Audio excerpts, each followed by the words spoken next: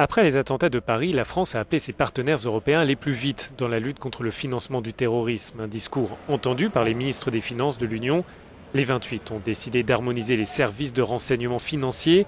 Le gel des avoirs devrait lui aussi être étendu à d'autres biens, comme le précise le ministre français.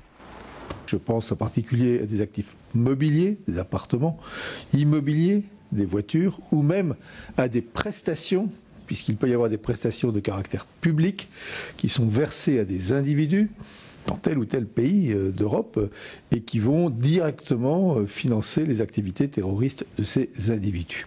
Réduire les financements veut dire d'une part s'attaquer aux revenus du groupe État islamique. Il s'agit aussi de repérer les mouvements d'argent destinés à commettre des attaques. Mais pour le spécialiste du contre-terrorisme Claude Moniquet, cette dernière tâche reste beaucoup plus incertaine. Je crains qu'on perde beaucoup de temps, beaucoup d'énergie et beaucoup d'argent à combattre quelque chose qu'on ne peut pas combattre. Et ça n'est pas propre au terrorisme. C'est vrai pour les flux de la drogue, c'est vrai pour les flux de la prostitution, c'est vrai dans toutes les branches du crime organisé. On n'est jamais arrivé à les rendre financièrement inopérants. Donc j'ai l'impression qu'on est un peu dans un débat qui est important, certes, mais sur lequel on se focalise trop parce qu'on n'aura pas de résultat massif. Le groupe État islamique tire une grande partie de ses revenus de la vente de pétrole. Selon Claude Moniquet, ce trafic rapporte aux terroristes entre 550 et 750 millions d'euros par an. Mais cette ressource est plus facile à endiguer.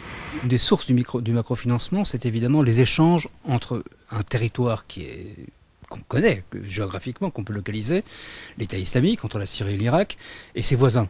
C'est du pétrole qu'on vend à la Jordanie ou qu'on vend à la Turquie.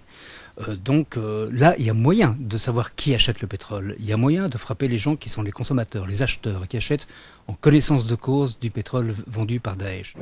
Lutter contre les revenus pétroliers du groupe État islamique requiert soit des interventions militaires, comme c'est le cas actuellement, ou alors la solution relève de la diplomatie internationale pour convaincre les pays clients de ne plus se fournir par cette voie-là.